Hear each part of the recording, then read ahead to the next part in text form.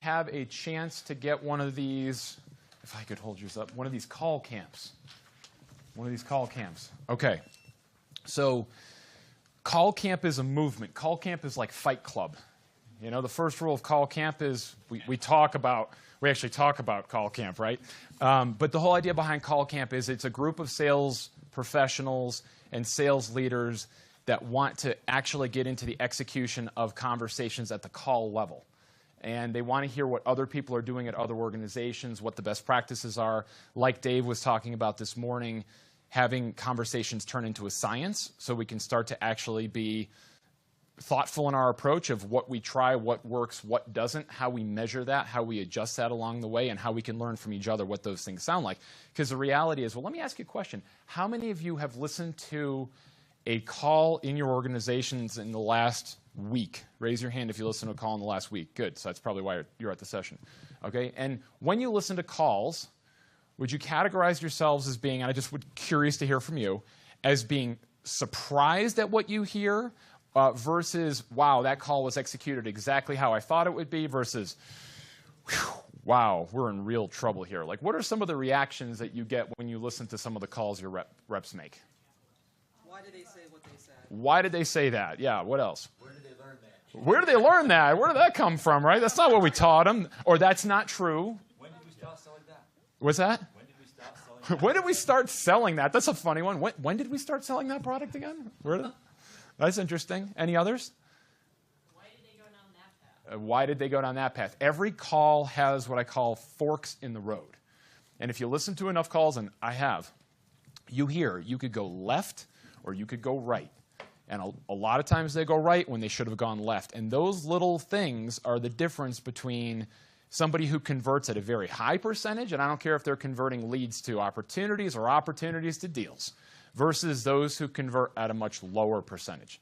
It's just part of that. So what I believe is within, and we'll get into this in a second here. Actually, I'll jump into it now. I'm going to skip that.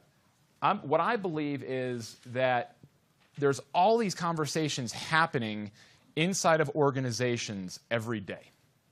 Every day there are hundreds or thousands of conversations happening inside of your organization, which means how many, like think about it, even a little sales, an SDR call that lasts 5 minutes, how many of those little forks in the road are there on those calls? There could be quite a few. Even in like a 3 or a 5 minute call, you might be dealing with 4 or 5 forks in the road. What about an account executive call or a sales engineering call? How many forks in the road are there in those calls? Dozens, right? There's a lot of opportunities. And the reality is people don't understand what's going on in the conversations in their companies as a general rule of thumb. They know a little tiny itty-bitty pieces of it, but they don't understand. And it's a shame because those calls, those conversations are data. They hold valuable information about your team, your customers, your prospects, your marketplace. You know, and look at some of these wonderful questions that my product marketing guy put up here, right? Which of these jump out at you? What are some of the questions that you're asking yourselves in your companies right now? What do my best reps do differently? What do my best reps do differently? By the way, we've used this, so Ted, Mary, and I. Ted's with Exec Vision. Raise your hand in the back there. And where's Mary? Is she in here, or did she duck out? She stepped out. We've used this 100 times at this point. I'd say when we ask that question, that's the first one that comes up every time. What are my reps doing differently? Good. What else? How do our buyers view my reps? How do our buyers view our reps? Have you ever secret shopped yourself? It's a fascinating experience to secret shop yourself. That's what they're doing with the lead response audit that Ken's made a whole career against with the lead response audit, is secret shopping. But we don't secret shop ourselves, which is interesting. So we believe at Exec Vision that conversations, when you can extract and turn calls into data, and you can extract these insights, incredible things are going to start happening for businesses. And what's going to happen is a lot of these top challenges that sales leaders talk about, this is 5,000 sales leaders from Savo. The research of 5,000 sales leaders. Number 1, opportunities ending in no decision. Number 2, sales unable to effectively communicate value. Admin tasks. Reps taking too long. Sales managers aren't effectively coaching reps. Now, with the exception of this one right here, the administrative tasks, That really has nothing to do with the execution of a conversation. With the exception of that, every one of those top challenges, what's going on in those, they have lack of visibility inside of the conversations in the organization. And if you have visibility inside of the conversations, then you can start to address all of these, what I call broken processes. And what we mean by broken processes is they're ineffective and they're inefficient. Sales manager reps one-on-ones. A lot of times, what do they talk about? What happened in the call? What was it that happened? And it's kind of like a football team sitting there on Monday morning and going, we just got our butt kicked on Saturday. Why did we get our butt kicked? What's the first thing they're going to do when they say, why did we get our butt kicked? They're going to go to the tape because the tape doesn't lie, right? Because everyone comes up with excuses. People don't remember things all that well. And maybe it's not even excuses. Maybe it's even that, they drown themselves, their sorrows later on Saturday night, and they forgot all the things that went on through the course of the game. Now we have an opportunity to go back to the game film. And if you think about conversations, they can improve all sorts of processes that already happen within organizations. These processes are already there. So what we're going to do here, and this is just preface for the call camp and what we're about to get to, which is listening to the real calls. So the star of this show is going to be the real calls and how we've broken down for what works and what doesn't work. But I want you to understand what's happening inside of the software platform in Exec Vision. So when you see it, a lot of people they have a lot of questions about it. They're confused. Number one, we're helping people access calls when it was hard to access them before. Number two, we're helping people analyze the calls, and you'll see what that looks like. And then finally, how do you share the calls? So how do you access, analyze, and share all those calls? And behind the scenes, what's happening, I'm going to jump to this and then I'll go back. Behind the scenes, what's happening is we integrate with InsideSales.com's Power Dialer and other screen sharing applications, really anything that records. And we automatically ingest those things into the Conversation Cloud, what we're calling the Conversation Cloud. And then secondly, we combine those recordings with Salesforce data or other CRM data, Dynamics, Oracle Sales View Cloud, etc. Number three, transcribe the calls. That's how we can start to extract the data. And then number four, put the calls back into the natural workflow of the person. Question for you. How many tabs do any of your inside sales reps have open at the same time? What's the number of tabs? How many of you have seen this lately? I actually sat next to one, okay? 44. 4, okay. Go ahead. 15 to 20. Who else? A dozen. Anyone else? Dozen? Okay. So one of the things that we fundamentally believe is no more workflow. People are workflowed to death, but does that mean you shouldn't do certain things that technology can enable you? Of course not. But whatever those things are has to be in the natural workflow of the individual. Otherwise, they're just not going to do it. So we'll see what that looks like. So now we're going to get into Exec Vision. You understand? Any questions on this, what's happening behind the scenes here? And then let's get into the calls. Sound good? So here's how we do this. Actually, I'll do the insights later on. Here's how we do this. When we listen to the calls, and I'll give you a coaching process and you can jot it down. A coaching process that we've been watching how our customers that are getting success with call review programs, what are they doing in their call review programs? And the process is this. Number one, you first allow the rep to self-assess. So if we had this rep here, we would suspend our judgment. We would suspend any feedback for the rep and first allow them to self-assess. After we allow them to self-assess, what do we do number two? Now number two is we're gonna give them something first. What's the feedback we give them first? Positive. Okay? And actually, I'm going to jump back to this slide right here. Does anyone know this company, Huddle? Who has kids who are playing sports? Yeah, I know. Okay, so how do you know? What context? Because my daughter's stepson played football for UCLA. And what did they do? Do you remember? I don't, but I know that he said it was, they had to have it. Like, if you're in sports, you have to have this app. Yep. Anybody else use it at all? I mean, you can analyze any part of the game, and it gives you statistics on, different plays and everything for multiple sports. I know because they're in Nebraska, and that's where we're located. Yeah, that's right. And they're growing very quickly right now. professional sports teams are all using their software too. So their software allows you to do basically the same thing ours does. It's accessing, analyzing, sharing, but in this case, plays on the field of competition, athletics, any kind of sport that's out there. Now, this is the interesting thing. So I own a company called Vorsight, which is an outsourced appointment setting business. We have 35 people on the phone, and think of them as being sales development reps for hire. So people like Marketo and Tibco outsource enterprise appointment setting are part of it to us, and then we get their appointments. So I was always frustrated with the call coaching process. The call coaching process is a very frustrating process. And I had the opportunity to meet with a lacrosse coach in the state of Maryland who's very competitive every year for the championship for, I think it's Division II high school, whatever that second league is behind the biggest high schools. Very competitive to win it. His goal in life is to win that division and then eventually win the top division. And that's like his be-all, end-all. And he was telling me about Huddle. And he said, okay, so you have a game, and then you go and you get all of the footage into Huddle. He goes, what do you think the kids look at first? It's actually not their stats, because they know their stats. They're on the fields, right? What's that? Their highlights. That's the right answer. So all the kids, what do they want to do? They want to go see their highlight. Why? They want to see themselves doing something cool. Now, if you think about the sales coaching process, remember how, I think I promised in this thing that there were going to be 2 big insights for you. Big insight number 1 is the reason sales coaching programs are broken is because we focus on the negative instead of focusing on the positive. One of our customers is a guy named Gary Milwitt, former football coach. He was the one that connected me with that lacrosse coach, and he taught me that. So you have to lead with something positive. All right, so that's the second step of the process. Then number 3, after we focus on something positive, what are we going to do next? Constructive feedback. We're going to give them constructive feedback. Now, when we do, what's the problem? What do people normally do? What do coaches normally do? Have any of you ever gone to a tennis lesson or a golf lesson? They focus on one thing at a time, and that's the big lesson, another big insight. Focus on only one thing at a time, maybe 2. But don't focus on more than that.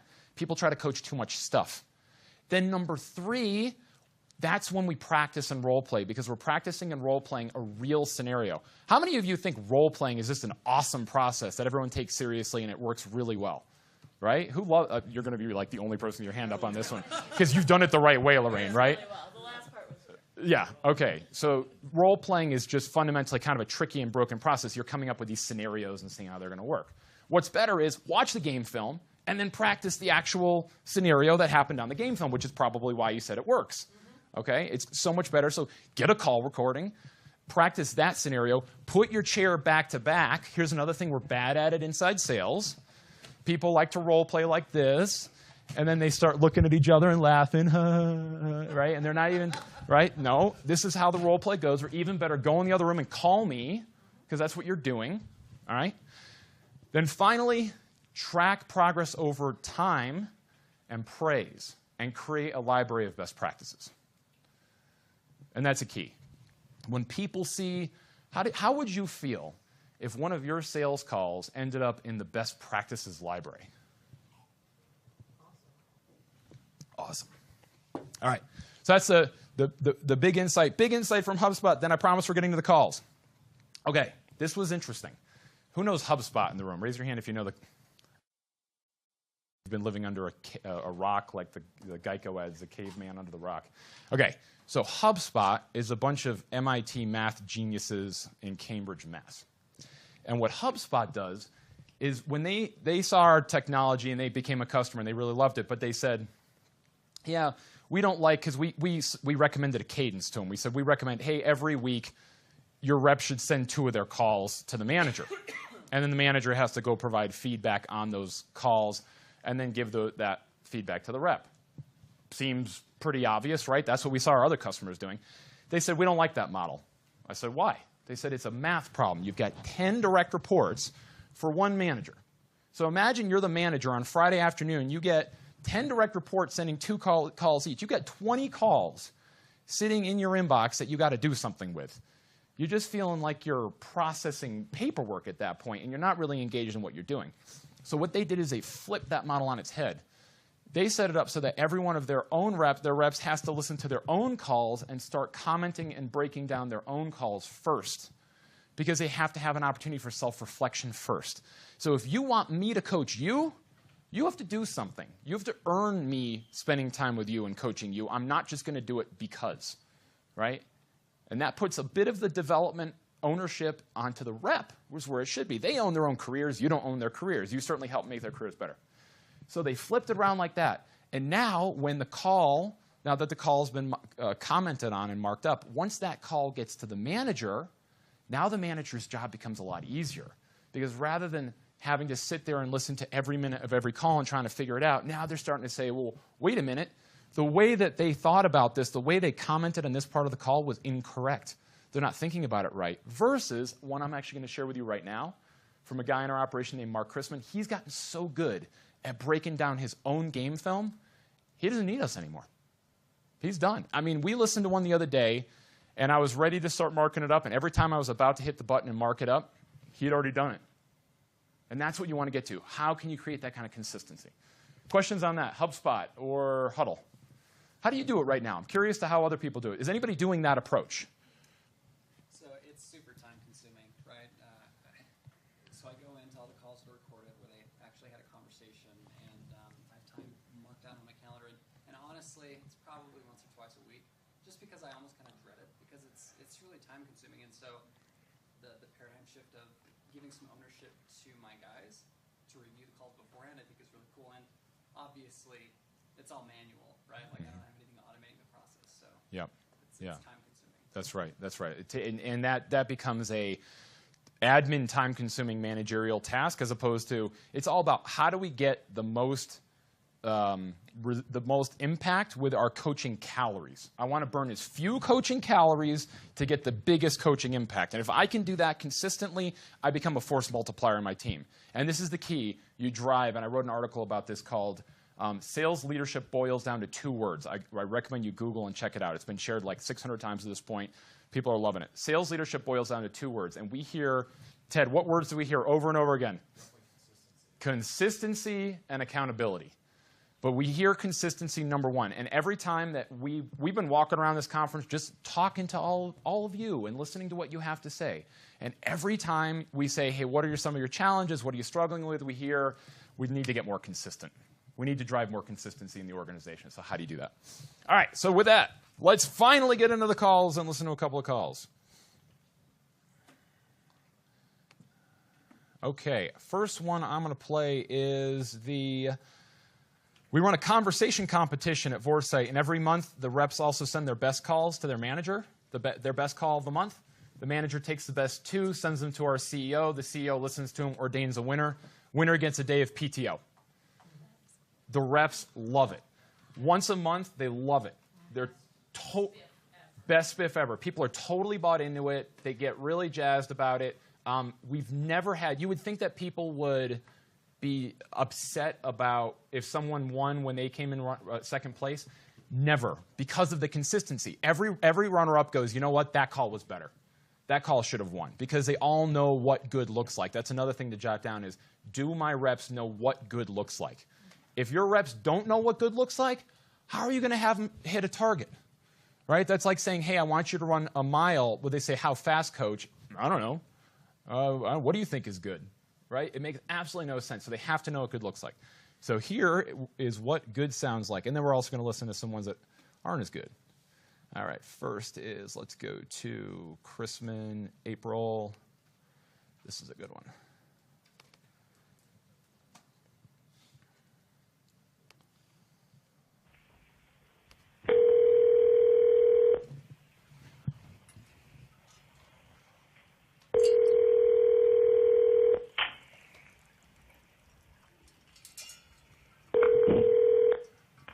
Good morning, this is Tom. Hey, Tom, this is Mark with Corporate Visions. How are you this morning? I'm doing great. How about you? Not too bad here for Thursday morning. Remember to clarify, we're outsourcers. We're calling for Corporate Visions for a campaign for Corporate Visions. The client is Corporate Visions, but we don't represent ourselves as Vorsight. We represent ourselves as Corporate Visions. I know I'm catching you here, Tom. Do you have a quick second, or are you right in the middle of something right now? Yep, I do.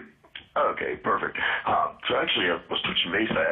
First I had some interest here. I know that you had moved up there. You were an account manager and then moved on to overseeing sales nationally and then switched over to marketing from there. What made you do that switch? Actually, I was just curious about that. You don't see that switch over time. Yeah, well, it was kind of a need within the organization that I'll say somewhat reluctantly took. So that's kind of just also to maybe increase my bandwidth, let's say. I haven't had that experience in my background, so that was the genesis for that. So let me pause it here. 3x3 means 3x3 research. Ken and I did a bunch of webinars on this, and that's all about how do you do pre-call research but do it very efficiently. Do it very efficiently. How do you find 3 key points on the company or contact in 3 minutes of research? This was an awesome example of doing 3x3. Not just talking about the person's title, but he was genuinely curious about the fact that how did you end up in marketing if you started in sales? You don't normally hear that progression. Nice. I was going to say, actually, you can't hate on the idea of trying to expand your experience there and moving into marketing, even if you're a true sales guy at heart. Right. So, yeah, it's very difficult for me. Right. Exactly. I was going to say sometimes those sides butt heads a little bit, so I guess you got to kind of mediate that now. Yeah. Right. And I think that was also part of it, is to try to mitigate the headbutting. Right. Yeah. Exactly. From an organizational perspective. So. Right. We've successfully done that. Oh, now I'm butting my own head against the wall. Wait until that sales director or VP of sales position opens up, I guess, right? Exactly. Yep. But so actually, that brings up an interesting point, Tom. So that you bring up kind of the kind of mediating or mitigating the sides between sales and marketing. That's kind of related to why I was touching. Now, do you see the active listening? So this guy set up Mark beautifully because he talked about the typical disconnect between marketing and sales. That's a topic Mark was planning on talking about on this call. By repeating what he said and doing active listening, he's demonstrating empathy, understanding what that guy knows. And he's got rapport clearly right off the bat very quickly. Base here. So I know with your role there on marketing, obviously you have the sales background. So are you dealing with a lot of the messaging and content creation that the sales team uses over there? Yes. Okay, perfect. Yeah, so reason I was touching base, actually, I don't know if you're familiar with corporate visions at all, but we've been doing a lot of work here with other sales and marketing executives, companies like UPS, Honeywell, Siemens, companies like that. And obviously in talking with marketers and sales folks, when it comes to the content itself, it's more of a priority for these folks around aligning the messaging and making sure that the sales team, is using the content correctly and that the marketing content aligns with how the salespeople are articulating that message in front of the buyer. Now, as far as that, what are you guys doing over there? I guess, I don't know if you guys are using for like sales skills and product training. All right, let me pause there. So this is another one that we've tested a lot at Vorsight in our laboratory. If you come out with a product pitch and talk about features and functionality, the conversion rate on those is significantly lower than if you come out and talk about the topic or what we call the shared challenges or the common challenges. So if we can talk about common challenges instead, which is the reason in the beginning of this talk I said the mission of Exec Vision, why we exist, is because most sales leaders tell us conversations are assets to the business, but they don't use them. And if you have a good common challenge, you'll generally see people's heads start to nod yes. And they'll go along and agree with that, and their heads will start nodding yes. So that's a big thing that we've learned, a big insight, which, again, now we know what good looks like. Because if he came out and said, yeah, Corporate Visions, we're a sales training firm, we're in 38 countries worldwide, we've worked with these clients, how is the buyer going to react to that?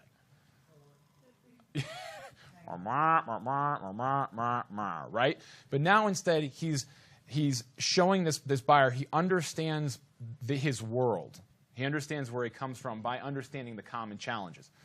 You guys using like a Miller Hyman or like a Challenger or something like that, or are you guys customizing that sales skills? Well, from a sales process perspective, we utilize... And that's an extremely powerful combination where you go with the common challenges, and then after the common challenges, you follow with a question. And reps have a particularly hard time about that. They tend to say a common challenge. I understand that in your organization, there's probably a lot of friction between SDRs when they hand off stuff to sales reps. Sometimes the sales reps don't accept the stuff that the SDRs hand off. And I'm just saying that, and I'm seeing heads nod. Now, after I say that, when your heads nod, what should I do next? I should ask you a question, right? To say, oh, interesting. How have you dealt with that? What does that look like in your organization? Has that been a challenge for you? Even if it's a closed question, it's good.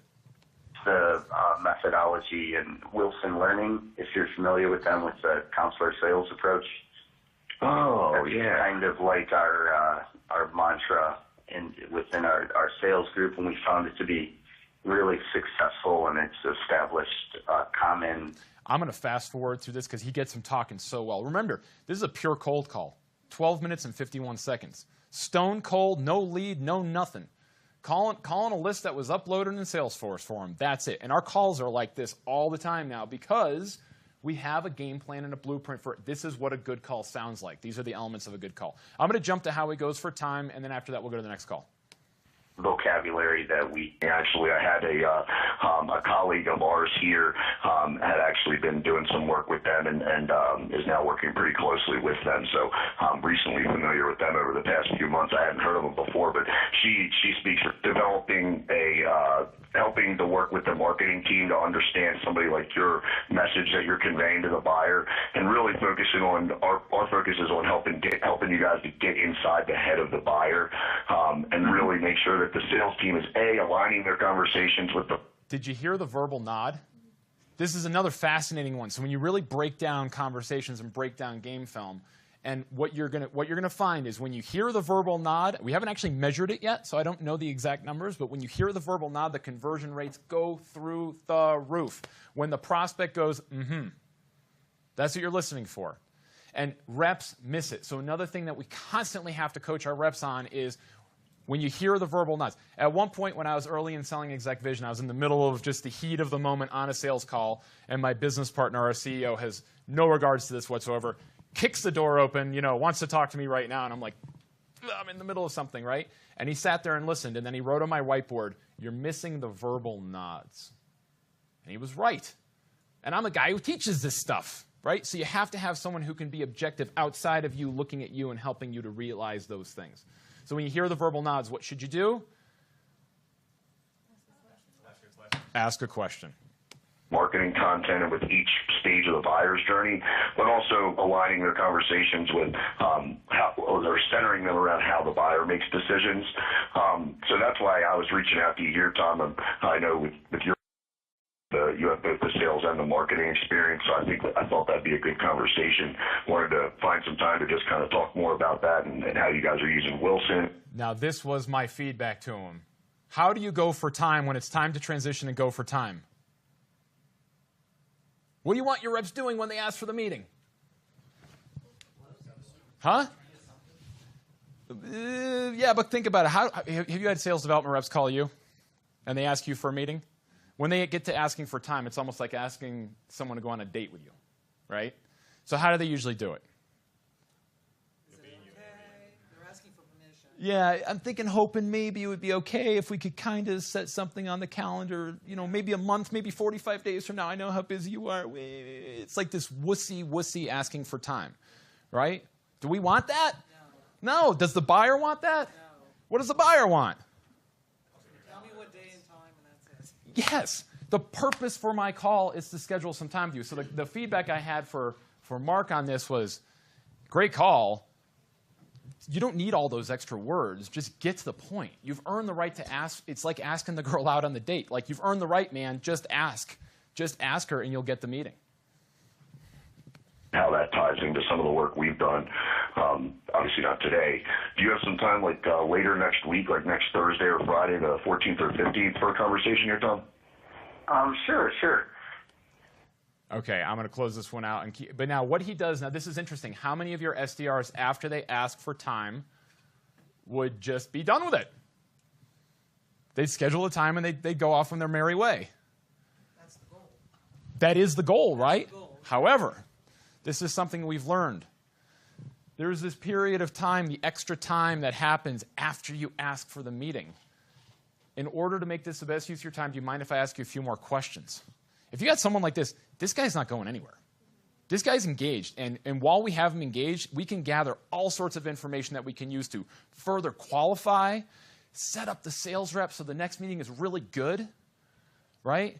And this is behavior we never observe from people naturally. This is a learned behavior that requires a lot of, you got to teach them it at first, but not only do you have to teach them, once you teach them, you have to go with them again and again and again. And I can't tell you how many call camps we've done at Vorsight where at the end of the call, I go, okay, that was really good, but what did you miss? And they're like, I missed my extra questions at the end of the call. Yes, you missed them. You missed them again, right? So you have to keep harping on that over. All right, so that's a cool one. Let's go to the next. Let's go to, there was a really interesting thing that happened with this guy, Dalton, that I'm going to share with you. Dalton. All right. And everyone, give me some feedback. Is this helpful, not helpful, interesting? Yeah.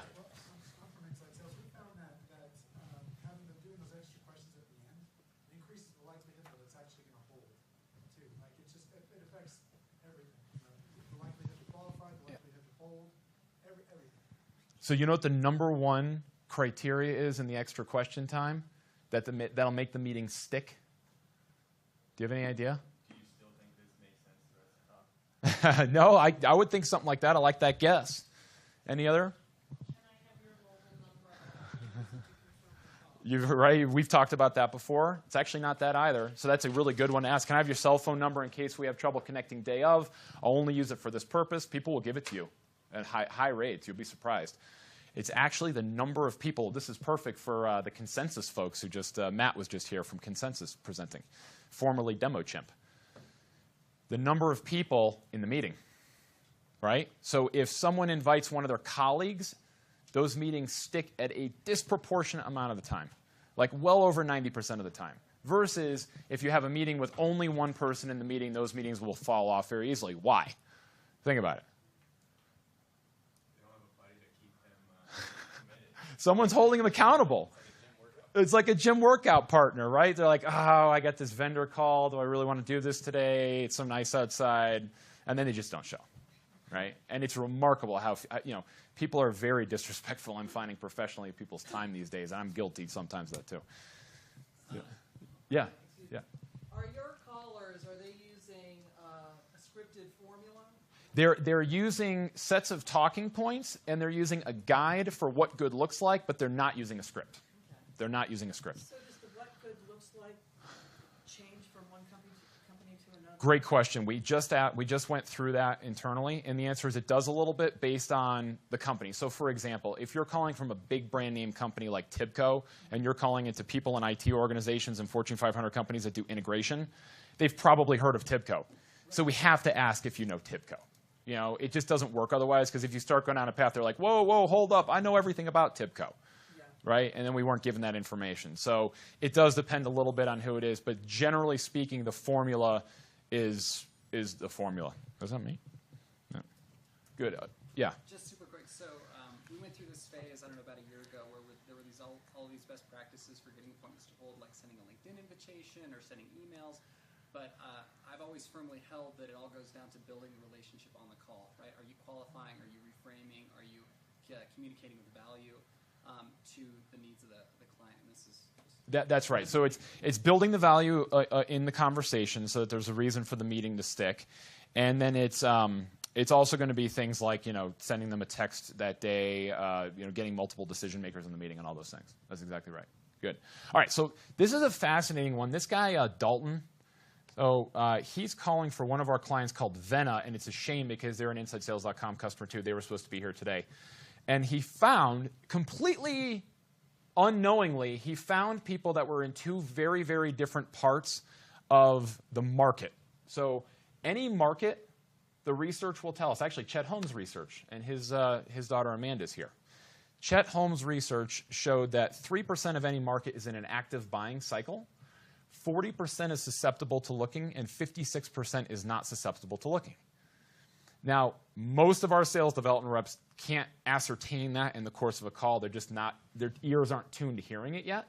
So this guy, one day I was running with my mobile app, listening to calls on my mobile app, and I heard the first call was a prospect that was in the 56% who just bought something, and they're just implementing it. They're leaving an active buying cycle. And then the next prospect was in an active buying cycle. And they were saying, well, hey, that's the reason we're looking at Hyperion right now. So I want to share these with you because they're just a fascinating little microcosm of all of the insights that are contained in the calls. So I'm going to pull up this one with Blackbot. We'll only play the first minute or two of each, and we'll wrap it up.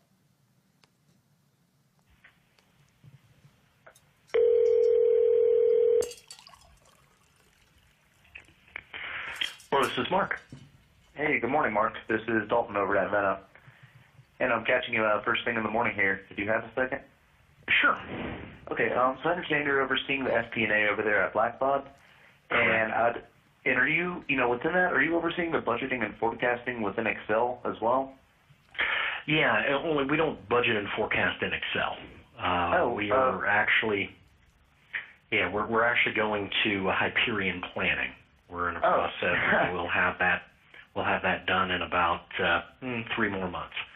Okay, gotcha. It's funny you say that. A lot of folks I've been speaking with, they've been running a Hyperion like yourself. Okay, so let me pause here. This is one of those forks. What did the prospect just say? I'm not in a buying mode right now. I just bought Hyperion. So what should my guy say? What should Dalton say? He should ask, not even how it's working, because he said we just bought it, so we don't know yet. But I like that. That would be later. Okay, but what he should say, because he found someone in the 3%. They're in an active buying cycle. So what should he say? Why did you buy it? What was that? Why did you buy it? You both came up with it at the same time. Why? That's the question. You know what we find? The percentage of calls that contain the word why is shockingly low in sales. Salespeople are horrible at asking the question why. They're really good at asking the question what and how. They're okay at how. They're really bad at why. Actually, I want to pull this up and see. I think I did this before. And there you go. If I could spell why right. This call doesn't contain why. Right? It contains what. It contains how. It doesn't contain why. Okay? So actually, it doesn't even contain how. So right off the bat, I'm thinking, like, he needs to say, oh, interesting. Why are you moving forward with Hyperion? That's the lesson in this call. This is how you treat someone who's in an active buying cycle. But now here's what's even funnier. Now you'll notice, my man Dalton did battle here. He kept going for 7 minutes down this path. And the whole value proposition of Vena is basically they help companies that are using all these other Hyperion financial management solutions but still have to do stuff in Excel, budgeting and planning. There's part of it they do in Excel. They allow them to do it in Excel but do it in a way that has an audit trail and all that kind of thing.